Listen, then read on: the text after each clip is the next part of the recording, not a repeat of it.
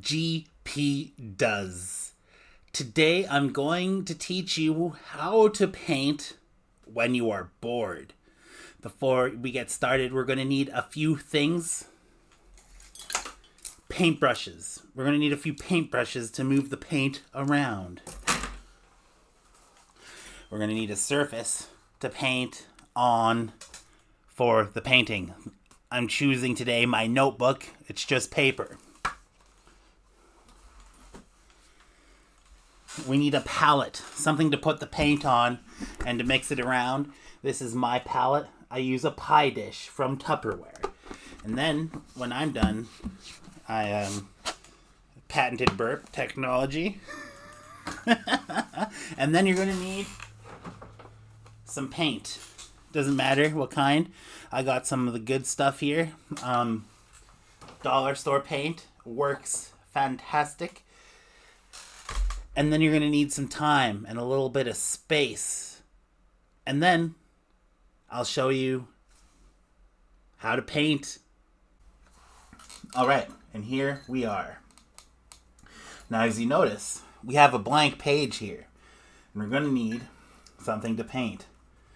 So what I like to do is water down a bit of black paint. And with that, I'll just make a outline of a cat. Like 2 triangles, kind of like a big circle. And then just for fun, I'm going to put another big circle there. And I was thinking about putting in 2 feet, but maybe that'll just be the tail. That'll be up to interpretation.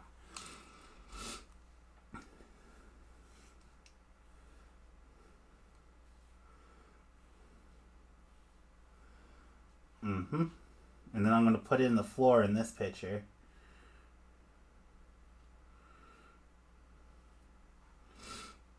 And there we go. All of a sudden, now I have something to paint. So I'm going to grab a bigger brush and just go for some orange because I'm going to paint the background now. Doesn't matter what order you decided to paint things in. Sometimes I like to start with the eyes. Sometimes I like to do the cat outline.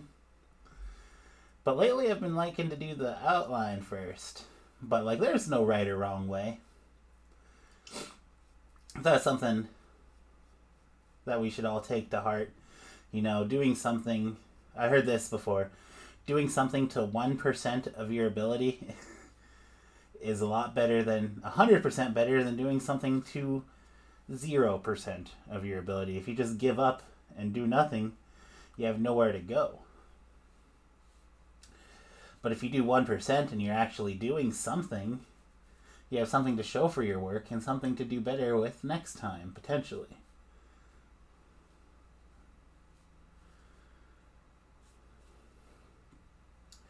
So it's better that you do the bare minimum instead of just nothing. Okay. I have this pre-mixed orange paint. Sometimes I mix my own orange. When it comes to mixing orange, the trick is to just have a little dab. The tiniest, like just get a little bit of color on your brush. And then mix it into a big pool of yellow. Red is so overpowering in my opinion. Alright. Let's continue on. Let's do the background now. This brush is a bit stiff. Oh, whatever, let's deal with it.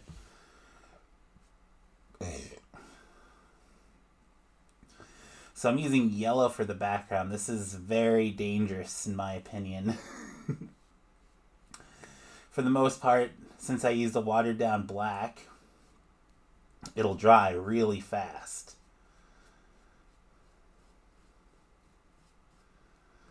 So if I didn't, I'd be picking up little bits of black and it would be coming across green in this little yellow paint.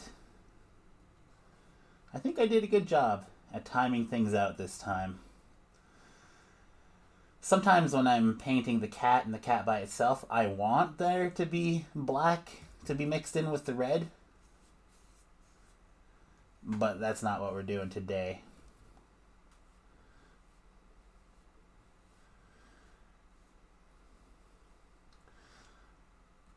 Another thing you could do if you have no idea what you want to paint is to get an adult coloring book, and get some crayons or some pencil crayons.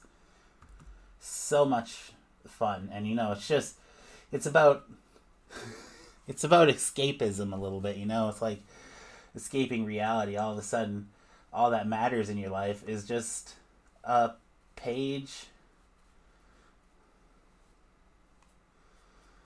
in a book. Oop, I got some orange mixed up there. That's okay.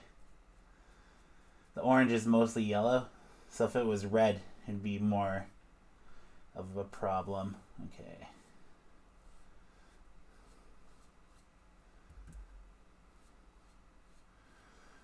So sometimes I like to paint the cats themselves yellow, but this time I'm planning to paint the cat red.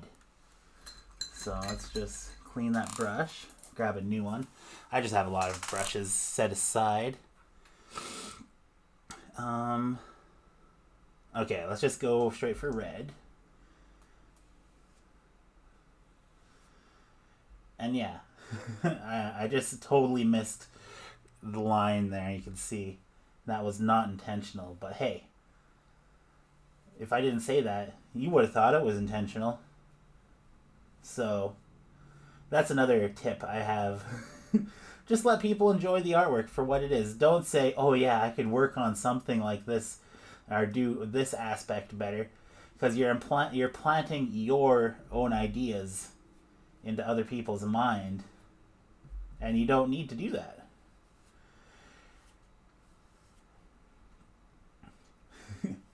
The work can speak for itself. Once you're done with it, you're done with it. You do not need to explain yourself. Picasso would have a Colt 45, I heard, but it didn't have any real bullets in it. He had what they call blanks in it. And if you asked him what his art meant, he would take out his blank gun and shoot you with it. So, yeah.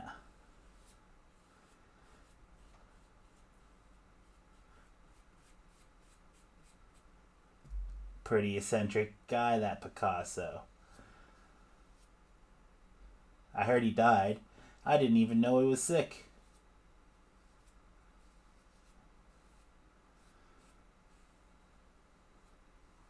Alright, done with that brush.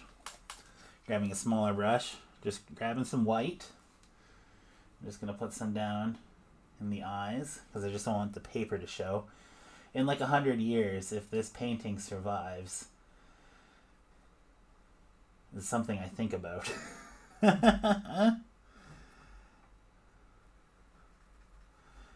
You can just imagine an art conservator like, why the hell did he paint on paper so much?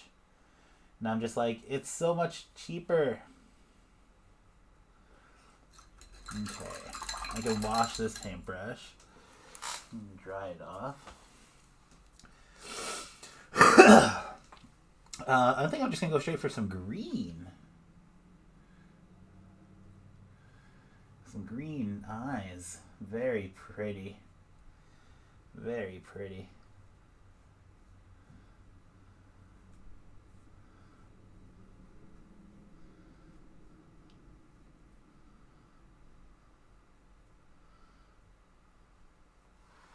Looks like I missed some white.